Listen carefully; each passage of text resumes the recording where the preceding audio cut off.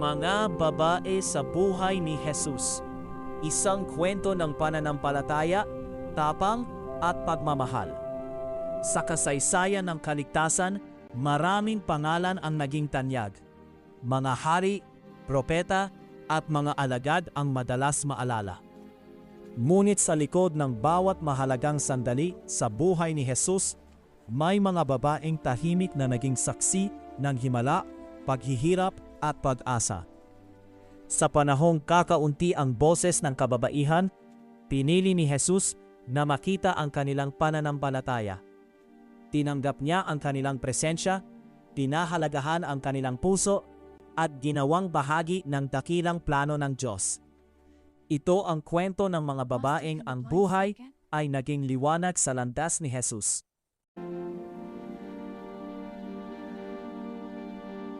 Bago pa magsimula ang ministeryo ni Jesus, nagsimula muna ang kwento sa isang tahimik na oo. Si Maria, isang simpleng dalaga mula sa Nazareth, ang piniling maging ina ng tagapagligtas. Sa kabila ng takot at hindi tiyak na hinaharap, nagtiwala siya sa plano ng Diyos. Mula sa magsilang ni Jesus hanggang sa paglaki nito, nanatili siyang gabay at ina. Ang kanyang pananampalataya ang naging unang tahanan ng pag-ibig ng Diyos sa mundo. Sa gitna ng maraming tao, may isang babaeng 12 taon nang may karamdaman. Iniiwasan siya ng lipunan at itinuturing na marumi. Ngunit naniwala siyang sapat nang mahawakan ang laylayan ng damit ni Jesus upang gumaling. Sa isang sandaling puno ng pananampalataya, siya ay gumaling.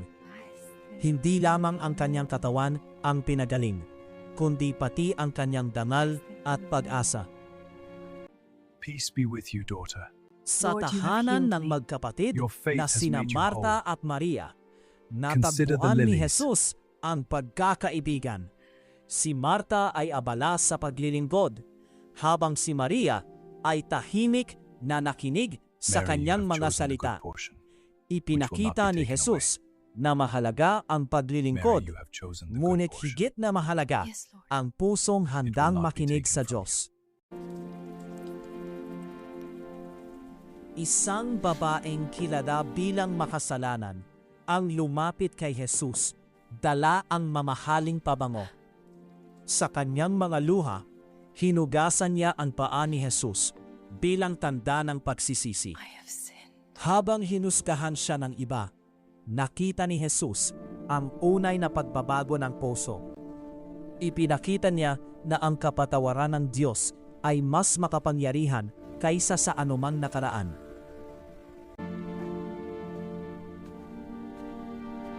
Si Maria Magdalena ay minsang nabuhay sa dilim, ngunit nang makilala niya si Jesus, nabago ang kanyang buhay.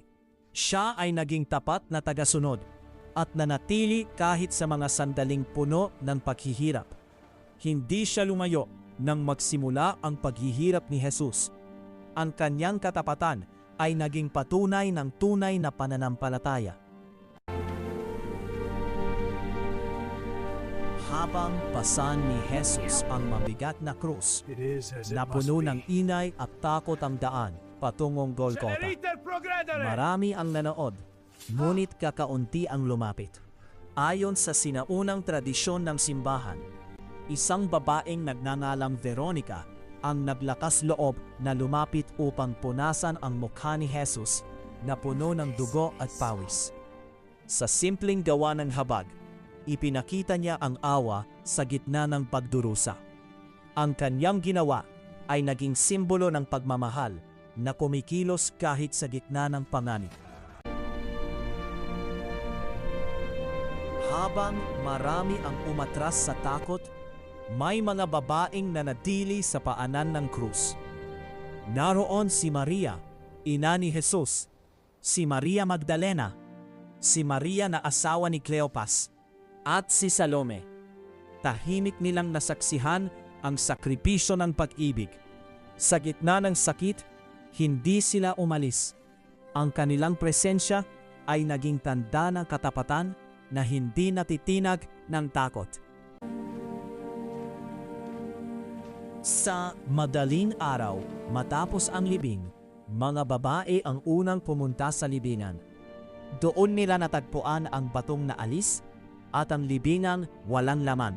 Peace Si Maria be with you. Magdalena ang unang My Lord natatagpo and my God. sa muling Because you have nabuhay na seen Jesus. me, you have believed. Sa kanya, unang ipinagkatiwala ang balita ng pagkabuhay. Patunay na ang Diyos ay kumikilos sa mga pusong tapat, kahit hindi kinikilala ng mundo. Mula pa sa simula ng paglalang, nilikha ng Diyos ang babae bilang katuwang ng lalaki. Hindi mas mababa, kundi kaparehong mahalaga sa kanyang plano. Sa kasaysayan ng kaligtasan, ang mga babae ay naging ina ng pananampalataya, saksi ng himala at tagapagdala ng pag-asa. Mula kay Maria na nagsilang ng tagapagligtas, hanggang kay Maria Magdalena na unang nagbalita ng muling pagkabuhay. Ipinakita na ang Diyos ay kumikilos sa pamamagitan ng pusong mapagmahal at matapang. Ang kanilang mga kwento ay paalala na ang tunay na lakas ay hindi nasusukat sa kapangyarihan, kundi sa pananampalataya, awa at katapatan. At hanggang ngayon, ang bawat pusong handang magmahal at magtiwala sa Diyos ay nagpapatuloy sa kwento ng kaligtasan.